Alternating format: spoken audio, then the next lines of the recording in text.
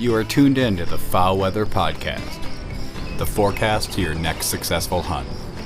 Coming to you from the home office, Jack's Reef, New York.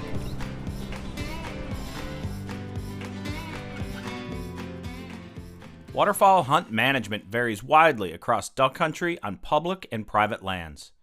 In Part 4 of the FowlWeather Podcast 2024 Wetland Management Series, we dig deep into what we know about the drivers of duck hunter satisfaction, what hunt management techniques are used to put more ducks in front of your blind, what data we collect, and more often do not collect, about duck hunter satisfaction and response to waterfowl hunt management techniques, and we will end with some insights about the utility of hot crops. In this series, we provided context about why actively managing restored wetlands is 100% necessary, actually critical. We let you know how you should manage your wetlands, but also why the public hunting grounds that you visit should be actively managing their wetlands for waterfowl. The goal of the FowlWeather Podcast Wetland Management Series is to inform the duck hunting community about techniques used on private and public lands to improve non-breeding habitat for ducks. Said another way, our aim is to inform you about how to feed and rest ducks during their fall migration, through winter, and into their spring migration back north to breed. Digging even deeper, the FowlWeather Podcast aims to inform duck hunters how to manage wetlands to kill more ducks, but also provide the food and rest resources needed to conserve ducks. We should never see duck hunting and duck conservation as mutually exclusive. They are intimately linked in our past, and we'd hope that they are for the foreseeable future. As duck people across duck country, we aim to hunt and conserve ducks. And we've coupled these activities in the U.S. through the North American model of wildlife conservation, where your dollars are earmarked and go back to conserve our wildlife resources. So let's start today. Let's start Part 4 with dissecting a bit of information about hunter satisfaction, because that is the reason for hunt management in the first place. Because duck hunters desire a certain type of duck hunt that meets or exceeds our expectations. We all talk about what makes a good duck hunt, and it does vary widely among individuals and regionally. Over the years, I've done my best to glean information from the reports and publications focused on waterfowl hunter satisfaction, and a few items really stick out. 1. People don't tend to want to drive more than 1 hour to hunt. 2. About half of us, about 50% of us, think that overcrowding and interference from other hunters is a problem to some extent, with about a quarter of us thinking that overcrowding and hunting pressure is a very serious problem. And 3, the literature on how many ducks we need to shoot to be satisfied varies, but it's rife with survey biases created by the users themselves, not the survey design per se. Let's start with the driving distance to hunt. Some states have acknowledged that driving distance is a barrier and work to place quality waterfowl hunting areas within an hour drive of every potential hunter in the state. Of course, because of geography and where wetlands are and where wetlands can be restored, that's not possible everywhere. But every state should be actively attempting to acquire, restore, and actively manage duck habitat at key locations while taking travel distance into account. Next, we want to jump quickly into how many ducks do you need to be satisfied, or how many ducks do you need to harvest to be satisfied? Because much of this episode is going to be spent on hunting pressure and how to run a well-managed duck hunt. I noted that I think there is survey bias and that it's in the survey design itself. People will certainly argue against my position that both paper and email surveys of hunters are biased. But when we talk to marketing people, the people in charge of ensuring consumers buy their company's products, they will tell you that paper and email surveys are a thing of the past. So if we think about duck hunting as a product and duck hunters as our consumers, why are we still using paper and email surveys to ask what someone's preferences are in a duck hunt? It's a really good question, right? It's probably mostly based on logistics and costs, right? But there are many ways that marketing folks get data from potential consumers. One is just data mining, and I'm not going to get into data mining here. But the others include actually videotaping or accompanying a consumer. For instance, at the hardware store is they are looking to build a deck and then asking that individual why they purchased certain items at the point of sale. Why did you choose this over that? The other way is through invited market research, where eye tracking is used to determine what customers find most attractive. Imagine 4 scenes on a screen in front of you. A beautiful sunrise over the marsh. Kids in a duck blind and people talking. A beautiful sunrise over the marsh with lots of ducks in the air. And then a bunch of people after the hunt with a pile of dead ducks. Where do your eyes spend most of the time? This is telling of how you would react in the moment, not when you've had time to reflect and think about your answer in the context of the other answers. Reflection actually can create bias because you tend to act emotionally about why you hunt and when to hunt rather than rationally and reflective. There's lots of really good psychology work behind this one, folks. That's why the marketing people are no longer using paper and email surveys. All right, really quick. Would you like to shoot a limit of ducks on opening day next season? Pretty easy to know that answer, right? We're sure you're going to say yes. Okay, now how many ducks do you need to shoot to be satisfied? 0, 1, 2, 3, 4, 5, or 6 if the limit is 6. There's a bit of psychology in this here, but the majority of hunters answer somewhere in the middle around 3, and that's called an anchor point by marketing folks that think long and hard about these questions. Not because it's truly what satisfies you, but because 0 to 2 doesn't seem like enough, and anything 5 and above starts to feel greedy. The fact that a good number of folks state that they never need to shoot a duck to be satisfied with a hunt is likely true, to some extent. But shooting ducks is always better than not shooting ducks, right? If shooting ducks was not important at all, but rather it was about beautiful sunrises, having coffee and breakfast with friends and family, and petting a wet dog, then we'd all be in duck blinds during spring migration just hanging out without guns at our sides. So ultimately, it is about shooting ducks, just some folks may be more dissatisfied than others when they don't shoot ducks. Hey, that box of shells says, "I didn't come this far to miss." It doesn't say, "Hey, let's sit in the cold and drink some coffee." In my opinion, some state and federal agencies use available hunter survey information to provide a subpar hunt on public lands and be okay with it. Well, the hunters told us they don't even need to shoot ducks, or they basically only need to shoot a duck to be satisfied. Right? And we've all answered that way, and for some folks that might be true. But put all that great stuff together. Beautiful sunrises, having coffee and breakfast with friends and family, petting a wet dog, the smell of gunpowder in the air, and then add a pile of dead ducks. It's never worse than not shooting ducks.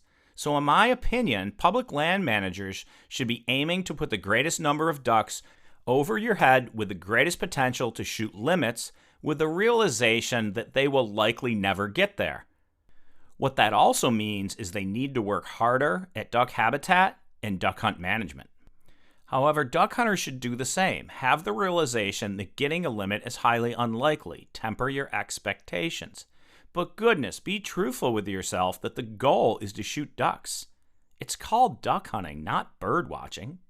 You also hear that point-of-sale surveys or surveys at hunting areas as someone leaves are also biased because the individual doesn't have time to reflect on the hunt. But aren't the collection of emotional decisions, along with reflection, the real motivation for duck hunting? What we found from Mississippi wildlife management areas in a study I was part of a few years ago was that the greatest increase in hunt quality scores were when a hunt went from 0 to 1 duck per hunter. So shooting ducks matters. Then for every additional duck up to 6 ducks, we saw increases in hunt quality scores by hunters, but that increase was smaller as we moved towards 6 ducks. The greatest satisfaction was in shooting mallards and increased up to 3 mallards, but then that hunt quality score was not increased further by adding the 4th mallard. In fact, we saw a near 50% increase in hunt quality scores when shooting just 1 mallard when compared to 3 other non-mallard ducks. So the takeaway is that shooting ducks, and specifically shooting mallards, matters, at least in Mississippi. But mallards also only accounted for 14% of the total ducks bagged on those Mississippi wildlife management areas, so hunters should be realistic about their expectations as well. Right, here comes in the FowlWeather Podcast duck migration forecast. It helps you pick the best days for a mallard migration. Not stale mallards that are hanging around and hard to kill, but the best days for mallard flights from the north. Fresh ducks, hot from the north. If you just found us, note that we produce the only duck migration forecast available from October to the end of January each year. So stick with us, folks. It gets hot and heavy during hunting season. Okay, back to duck harvest metrics and satisfaction. Overall, in that Mississippi study, we saw that 58% of hunters were successful at bagging at least one duck, with 18% of them harvesting one duck, 12% two ducks, 7% three ducks, 5% four ducks, 4% five ducks, and 12% six ducks. See? Interestingly, that percentage of hunters with the limit of 6 ducks was equal to or greater than those with 2 to 5 ducks, suggesting that, at times, limits are possible either by circumstances of a good migration day because of weather, or the quality of the hunter, or a combination of both. A few years back, the students in my Ecology and Management of Waterfowl class surveyed states to determine what type of hunting opportunities they provided, and 80% said they had at least one area that was specifically managed for waterfowl hunting. But then only 41% of states noted that they used post-hunt surveys to measure hunt quality and satisfaction. So they are knowingly providing a service, but then not collecting data to understand if their clientele is satisfied. How do we make decisions about what that waterfowl habitat management or waterfowl hunt management should look like to improve their product? Further, I am aware of several instances where states answered yes to the question about completing surveys, but their surveys can't be linked back specifically to a wildlife management area. That is, they are year-end surveys and not post-hunt surveys or point-of-sale surveys, so there is no adaptive link to understand if the management they are producing, either by ensuring quality active management to attract ducks, or their hunt management, such as a number of days, parties per acre, shell limit, equipment restrictions, and so on, make any difference in hunt quality or hunt satisfaction. To me, this is a huge problem. No company focused on providing a quality product would ever operate like this. Yeah, but our government can, right? Let me also express how when we were at 2 mallards per day instead of 4 a few years back, the Atlantic Flyway folks estimated that something like 14% of duck hunters wouldn't go hunting for 2 mallards. And seemingly it was looked at as not important. Not important? You may have lost 14% of your duck hunters, and that's not important? 14% of your duck hunters by going from 4 to 2 mallards. Of course, it was also estimated that we would lose 40% or so of our duck hunters if the limit went to 1 mallard, and that seemed to raise eyebrows. But shouldn't public officials be aiming to actively increase the number of duck hunters because they play such a vital role in wetland conservation and conservation otherwise? Anyhow, there was never a reason to decrease that mallard limit in the first place, as noted in episode 34, Where Have All the Mallards Gone? Okay, so on to waterfowl hunt management and overcrowding and disturbance to ducks from hunting. But first, let me tell you about the Farmland Group. The Farmland Group has handled over $400 million in farm sales across the Mid-South and recently added some spectacular wildlife management expertise, particularly for waterfowl and waterfowl hunting, to their diverse portfolio. Maybe you want to get started with a new duck hunting property, or maybe you want to enhance an existing property to peak performance. Look no further than the Farmland Group. With licensed agents and affiliated relationships, the Farmland Group is ready to assist clients across the states of Arkansas, Mississippi, Missouri, Louisiana, Tennessee, Alabama, and Georgia. You've been thinking about it for years. No need to put it off anymore. Build your duck club dream with the Farmland Group. Their expertise doesn't stop at sales. They also have extensive lending relationships with the biggest farmland and recreational lenders in the country, as well as a staff appraiser that can assist in helping value your property. Find the Farmland Group today at farm-land.com. farmlg.com. That's farmlg.com. Okay, and we're back. First and foremost, food and disturbance are intertwined. But at some point, it doesn't matter how much food you have, because in simplest terms, ducks don't use places where guns are going off. Second, if we had restraint, which we don't, managed hunt systems would not be necessary to spread people out on the landscape and reduce the amount of times that guns are going off in the marsh. We definitely change duck behavior through hunting, and we create stale ducks through hunting, which basically leaves us hitting the right migration days for good hunts or some major change locally, like disturbance to a refuge area or a large weather event to shuffle birds around. But those are less common and definitely less predictable than flight days. I've seen this over and over again across different places in the country. The progression of duck disturbance that leads to dissatisfied hunters goes as follows. Sometimes in a new place where good foraging habitat has been restored or occurs through active management, ducks start to show up. Duck hunters find those ducks through scouting. Remember, deer hunters go into the woods hoping to see a deer. Duck hunters scout, find ducks, and then hunt them. Most of us don't just mindlessly wander into the marsh hoping a duck will fly by. So duck hunters find ducks. The hunting's good for some period of time. Then the word gets out. And increasingly, those ducks are hunted until they are overhunted, disturbed too much, displaced in time or space to refuges, never come back, and then duck hunters are left with empty skies and dissatisfied. So increased opportunity or lack of hunt management very often leads to dissatisfied duck hunters. But this is often overlooked as a positive by public agencies. Public agencies think that by providing more opportunity, this will lead to more duck hunters, when in fact the opposite might be true if that opportunity is not at some level of quality, that is, hunters are seeing and harvesting a reasonable number of ducks. Case in point, our local public areas are managed by the feds as a National Wildlife Refuge and the state as a WMA. The National Wildlife Refuge hunts Tuesday, Thursday, and Saturday until noon at a rate of one party, or 2 hunters in this case, per 50 acres. The nearby state wildlife management area is completely wide open with no restrictions.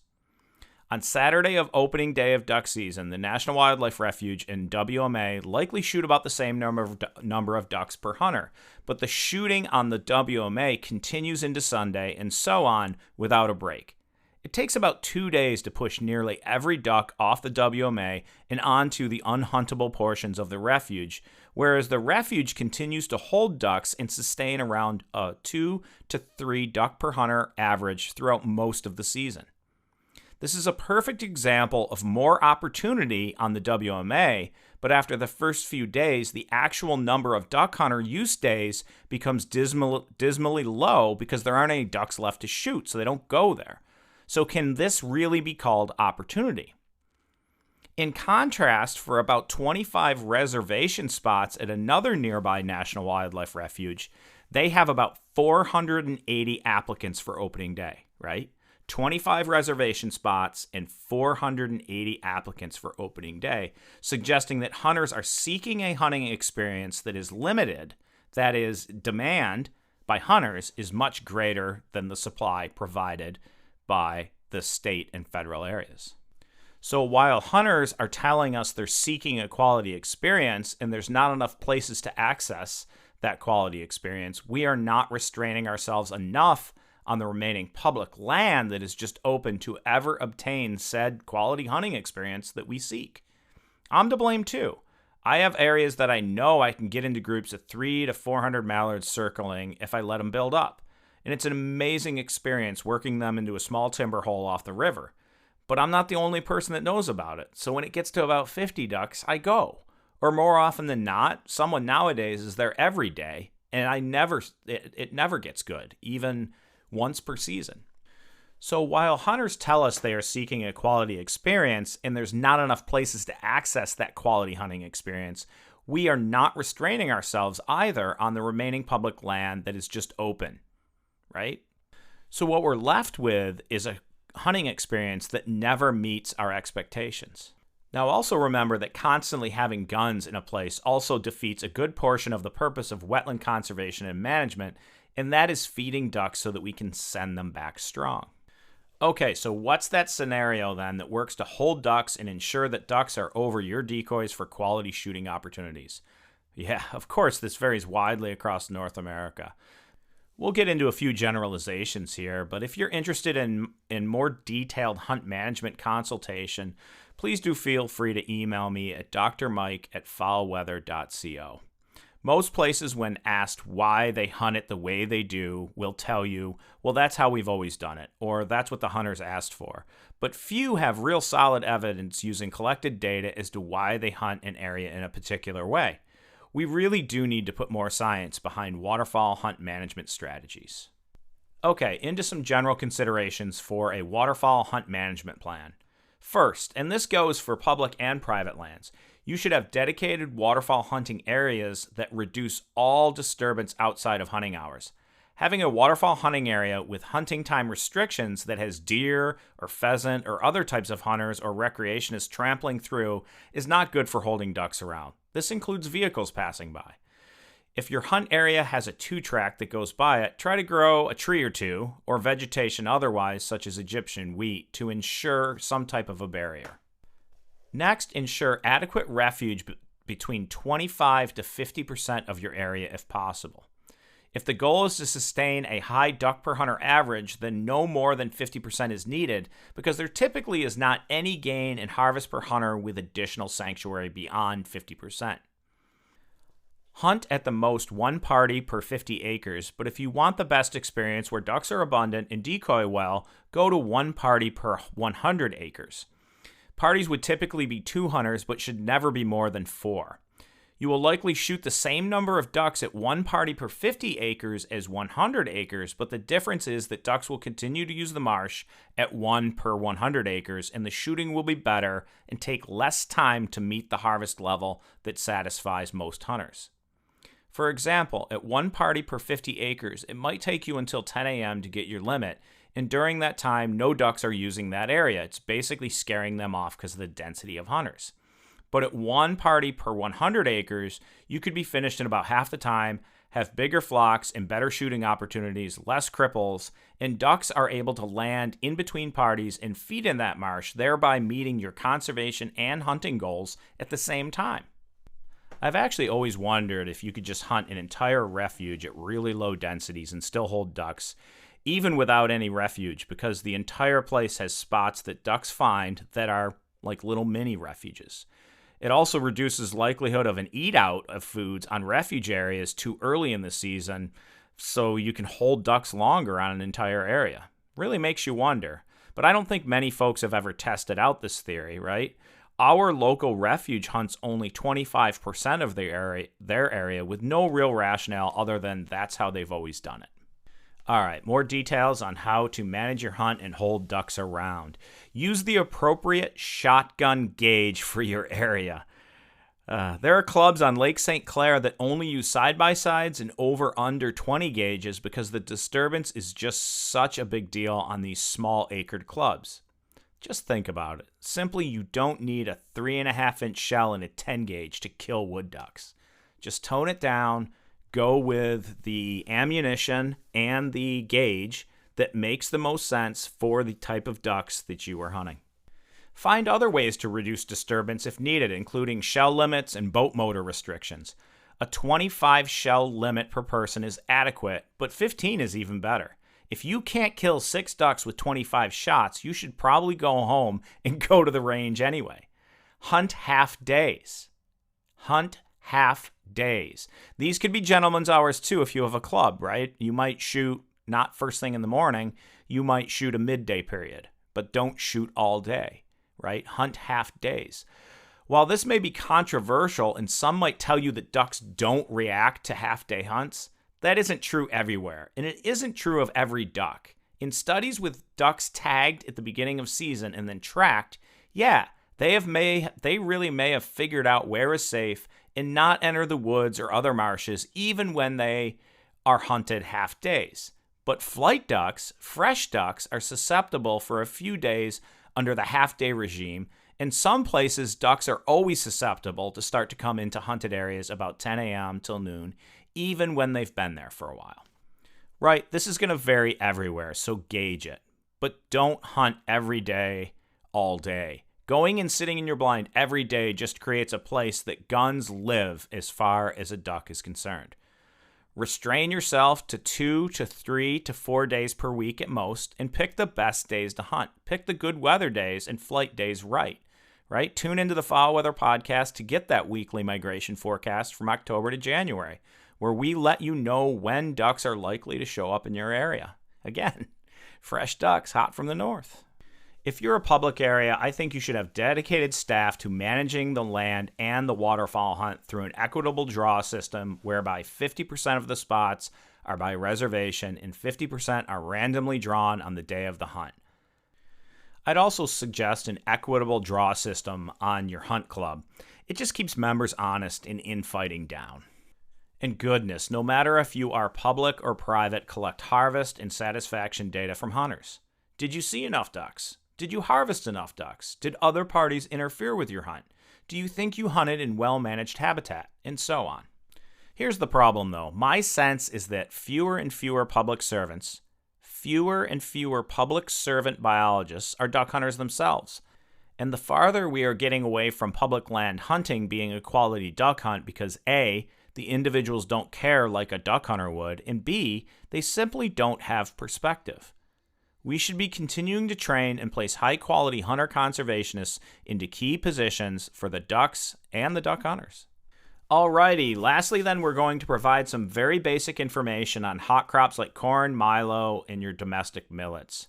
If you have interest in how corn on the landscape does or does not affect duck migration, please go back and listen to episode 27, the corn episode. My general comment on hot crops is that they do work, but are not necessary all the time.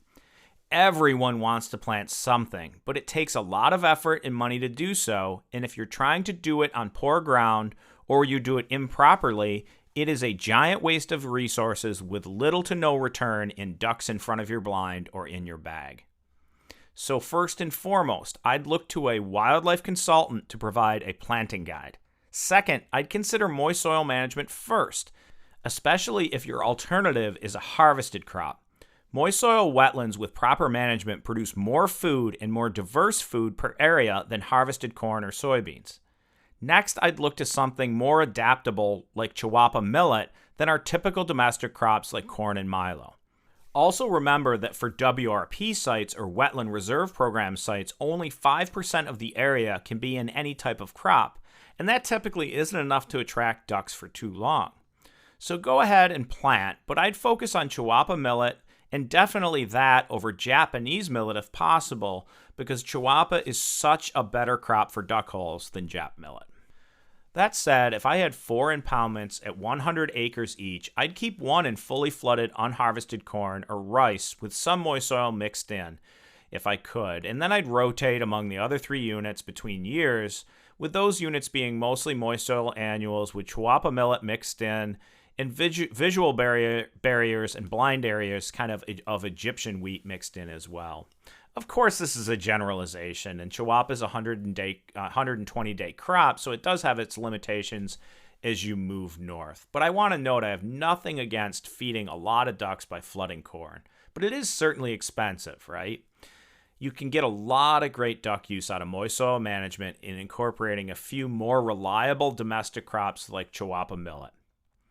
There's a term called grassy corn that you're going to hear, and I'm not a fan of it because it basically incorporates weeds into a corn crop by only doing the pre-emergent spray, right? So you do the pre-emerge, you plant the corn, and then you let the weeds come up and compete a little bit. I don't like it because you could get more moist soil, weedy annuals without the competition from your corn, and you could get higher corn yields without the competition from your weeds. So I'm a fan of growing moist soil annuals on the outside of your corn crop, along the edges and your turn rows, and then maybe a few strips in the middle of the corn.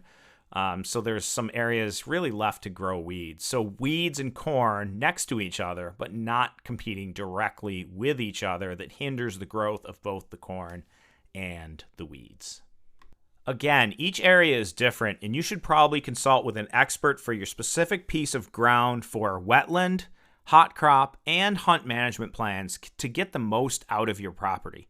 I've seen so many properties with amazing potential that are nowhere near where they should be. A small investment up front is worth thousands of ducks for days and years to come. All right, so hey, turkey season is upon us. The month of May is turkey season at the home office in Jack's Reef, and then we go into the heat of summer. So the Fowl Weather Podcast isn't going anywhere, but we are pulling back to an episode once every 2 weeks for much of the summer.